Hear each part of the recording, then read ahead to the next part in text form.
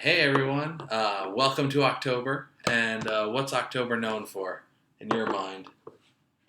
Candy apples.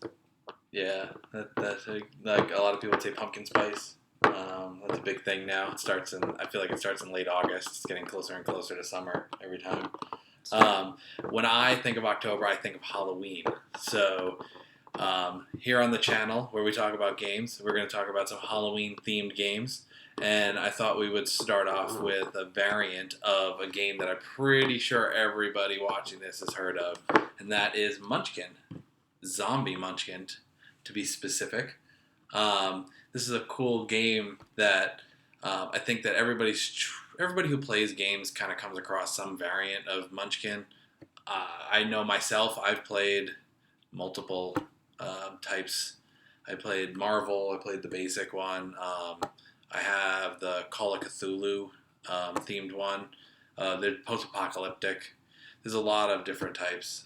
Munchkin Zombies is a fun one just because the art's cool. It's the typical Munchkin art, which I think some of the variants kind of lose it. Like the Marvel Munchkin has like Marvel themed artwork, which kind of loses the whole Munchkin flavor. And you have the actual like characters and stuff, but like the artwork on here is that typical kind of Munchkin flair. Uh, so, what are some kind of cool things that you like about Munchkin?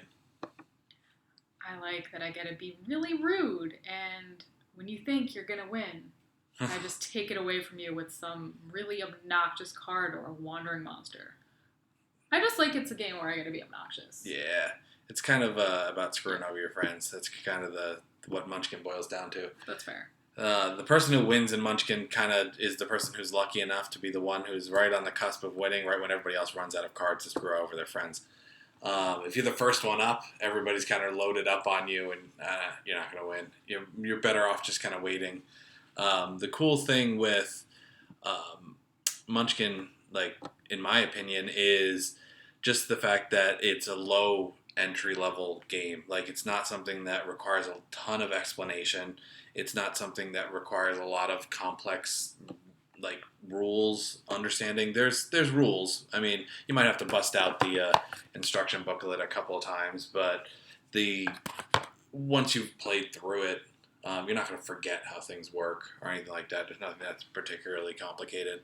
The foundation of any of the Munchkin games that I've played, any of the other variants, you all kind of start out making a character, and you're trying to bust down doors and get to level 10. That's kind of the basis for all of the games that I've played in the Munchkin series so far. What do you say? It's a dungeon crawl. Is that fair? Like a very, very basic, boiled down to its minimal components dungeon crawl. Yeah, you're making like an adventurer that's gonna kick in the door and try and fight the monster if it's standing there waiting for him. But the fun thing I think that you get from you get the nice shiny things at the end. Don't forget the nice shiny things at the end. You get treasure. You get treasure when you win. That's important. And I think the cool thing that I really like about the different Munchkin versions are the funny monsters that you get. Like they're always themed towards the theme. So this is like the Hawaiian shirt guy. He's a level 1 monster. Really easy to fight. Not a zombie yet. No, not a zombie. But he's got a little drink there and like the artwork. And then you got the hard ones like this guy. Relevant with Rambo just coming out. Kind of got decked out. Gonna try and take out that zombie. I think the funny thing with Munchkin Zombies is you might think that you're like an adventurer trying to fight the zombies, but you're actually a zombie. You're making a zombie adventurer who's fighting people. Because logic. Yeah. The cool things is there's like different types of zombies you can be. This is I showed this before, but this is a mojo card.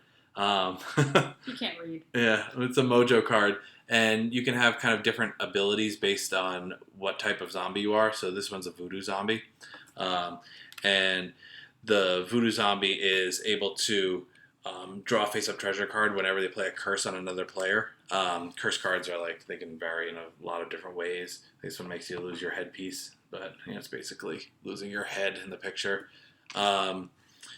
And just do a little rundown of like how the game works. So, a typical turn is you kick in the door. You have your door deck and you have your treasure deck. You just draw the top card, show it to the table, and if it's a monster, you try and fight it. So if you kick in the door and you got the Hawaiian shirt guy sitting there, you then take your level. You start out as a level 1 character and add any attachments you might have. So this is like a bowling trophy. This is +2. You might have like an extra arm, like you see this guy on the box. It's got like that's a piece of equipment that you can have. You only have 2 arms, 2 legs, a head. So it's the standard unless you have a cheat. Cheat allows you to have an extra head or a 3rd arm or something like that.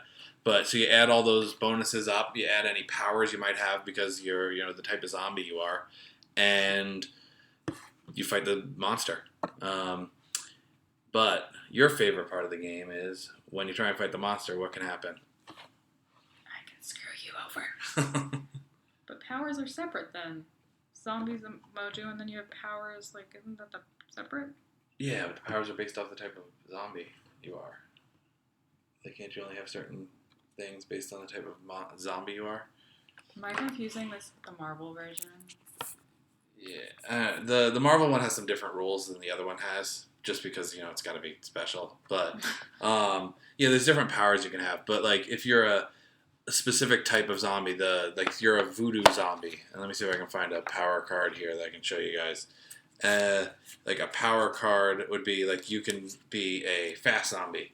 So this is a fast zombie. And a fast zombie is able to have an extra bonus to run away. There's also ones like you can be a strong zombie. So like things like fast and strong, those you can put on any zombie, but then there's some specific to the type of zombie you are. Like there's one where you can have like a fire attack if you're the radiation zombie, and that's a specific type of zombie. Atomic zombie. Yeah, atomic zombie. Yeah, there it is. That one. That's the atomic zombie. So, but that's you can see it's like Mrs. Frankenstein. Yeah, it does actually. Well, you can see that's a Mojo card. So that's something. In the Marvel version, it was called the alliances or the factions. No. Where you could be like a spider friend, or you could be They all kind of have their own things. But the cool thing is if you get to level 9 and you open that door and you kick it open and they're not able to stop you, that's when you win. But like I said, if you're the first person to get there, everybody's gonna hit you with curses and wandering monsters. This is a wandering monster card. Wandering monster cards allow you to add, like if you got this guy in your hand and they're facing Hawaiian shirt guy, you can then go, oh, you're not facing Hawaiian shirt guy anymore. You're facing this guy plus Hawaiian shirt guy, and it becomes a lot harder to win.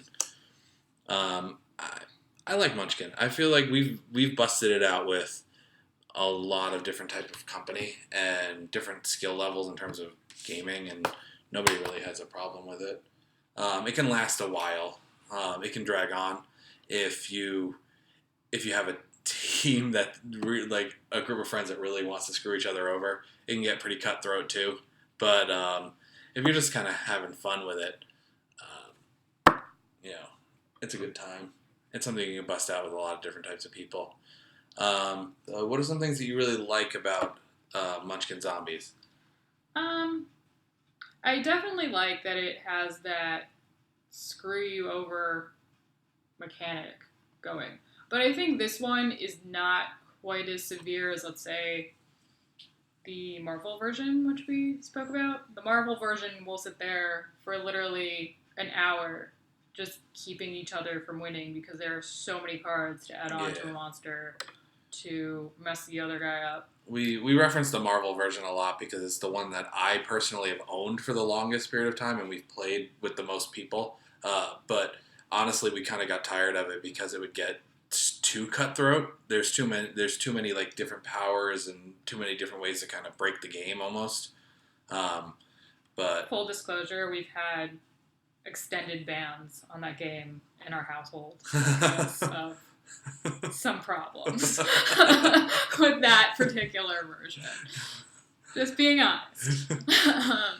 Definitely like that. I feel like this one just goes faster. Again, I think because there's just less ability to screw people over. I feel like I might be completely wrong about this, but the monsters don't seem as hard. Like, I feel like it's easier to level up in this version than in the other ones where you're like, oh, another 14, and I'm level 1. Yeah. I feel like the last time that we played, I got to, like, level 8 or 9 within, like, 15, 20 minutes almost. Yeah. Like, it was quick. We hit a lot easier monsters. Definitely the Marvel version has a lot more. I feel like we've talked about it enough that I'm going to have to do a video on the Marvel version. We'll get there. Yeah, After this month, it'll happen. But there's a lot of, like, Loki's like a level 20. Like, there's a lot of different characters on there that I feel like you're getting hit with high-level monsters really quickly. And the bad stuff is a lot worse on those. I feel like you definitely agree with that. You build up a when you lose to a monster, you have something happen to you. You might just die. I mean, I got hit with one that just killed me, where you lose all your stuff. But I feel like in Marvel, the Marvel version, you build up a lot of stuff that's based off of the faction, your alliances, like all of your allies that you build up. And when you lose all your stuff, it's devastating because you spent the whole game kind of building up your whole strategy on how it works. In this, I feel like you lose your stuff. You're like, I'll just get another arm that I can swing around. Yeah, I feel like it was harder to get nice things in this version. Yeah. I felt like I spent literally half the game we played most recently just trying to get a helmet or like some footwear. And then you got a helmet and you got this card. Oh yeah, I lost it like a turn later. It was very depressing. But that's what happens in Munchkin. Yeah, you can't get attached to your stuff. And I also definitely felt like, kind of piggybacking on what you were saying, is I agree that it didn't seem like you could screw people over as long as you could in other versions. In this version, you kind of got there. We shot through it on one player and then shot through it on the next player, and then that was it. We were like drained of cards. Like we only encountered, I think, one wandering monster card in the whole deck, maybe 2. Yeah. And so like you didn't have a lot in your hand that would really mess the other players up too much. Yeah, I think it's because I know we didn't come over a card when we played that allowed you to increase your hand limit, which is something that happens in other versions, which, if someone's stockpiling cards because they don't have a hand limit, it's a lot harder to win. They had like the utility belt. The Marvel had the utility belt where it was like you could just have an unlimited, you basically had like a mini deck as your hand. So it was like, if you have that, you're always going to have something for every situation. Then you had the power stone, which allowed you to have every power you wanted, like regardless of limit. The combination's deadly. Yeah. But yeah, I mean, I would definitely kind of, my pros are, I like the artwork. I think the artwork's funny. It makes it like, this one's a go up a level card, and I just like the artwork on that. It's a legit zombie, but it's just fun. And it doesn't take itself, this kind of thing, it makes it so it doesn't take itself seriously. So I feel like it doesn't cause hurt feelings because, you don't take it seriously. It's a game. Like, you're having fun. He's lying. We totally take it seriously. Games are very important with us. But what are some cons that you think you have? I actually am not a fan of the artwork. Part of that's, like, I honestly am not the biggest fan of zombies, so a little biased, don't like the artwork. The other thing I don't like is this version doesn't have its own board. So a lot of the other versions of Munchkin, you'll have this like little board, and you'll get, I don't know, like a marker or something, and it'll help you keep track of what level you're on. But in this version, you have to do it on, on a pad, and you really need to be able to trust the person who's keeping score. Because there's some people who are, a little absent-minded, and they'll forget this person went up a level a few times, or they lost a level. They conveniently forget what happens to them that's bad, and they somehow squeeze ahead of a line. Yeah, and it's also kind of hard to fix a mistake if you miss something. Like you just kind of have to go back by recollection. It's like, well, did I give one there or did one get there? They recommend in the on the instructions that you use like tokens of some sort, like coins or like a die would work, like a D10 or something like that, where you could just turn it every time you're supposed to, and you kind of control your own. But like the Marvel version has like a player card, and they give you like little see-through discs that you can see the number through, and you kind of you kind of move it across the track. So it's really easy to kind of keep track of that. You can look at the other players and see what level they are. When we were playing the last time, I was just keeping track on a scorecard, and so it's like the scorecard's in front of me. Like I could put it on a whiteboard or something, but the scorecard's in front of me, so it's kind of hard to know where everybody is. So yeah, that's a con of it, but it also kind of minimizes the amount of components, which I feel like a lot of games, like with the kind of collections that we have of board games, there's a lot of games that have unnecessary components. Where like I like a game that has good quality components, but sometimes less is more. Sometimes I think a perfect example would be the expansion to Exploding Kittens, the Imploding Kittens, the first.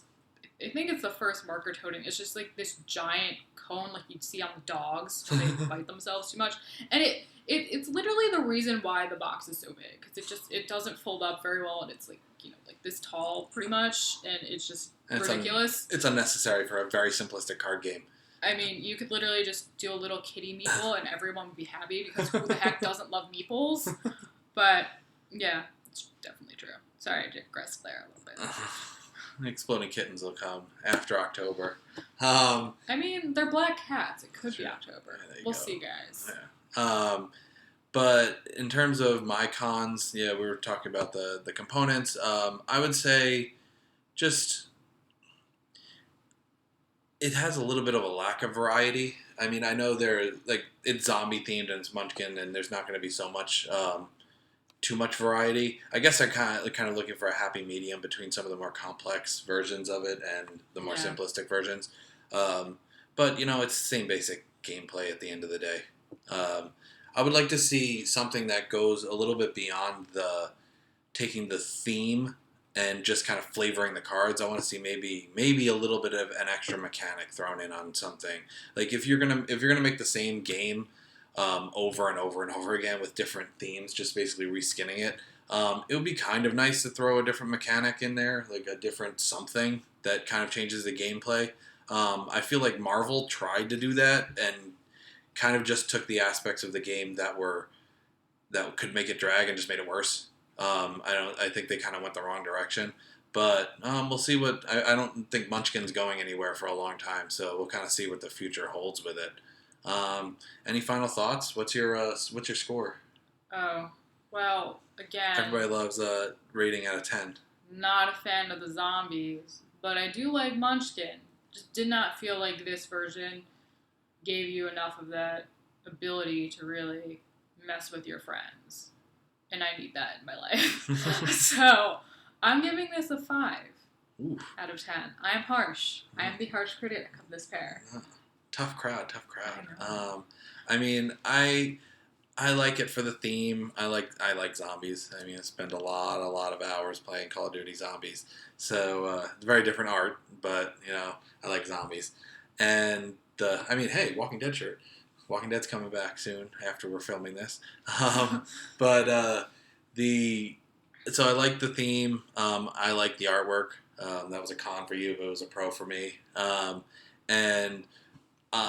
It's tried and true. It's the same basic Munchkin. I would probably give Munchkin slightly lower score, the basic game, just because, I like the zombie theme on top of it. So I'm going to give it like a 7.5. Wow.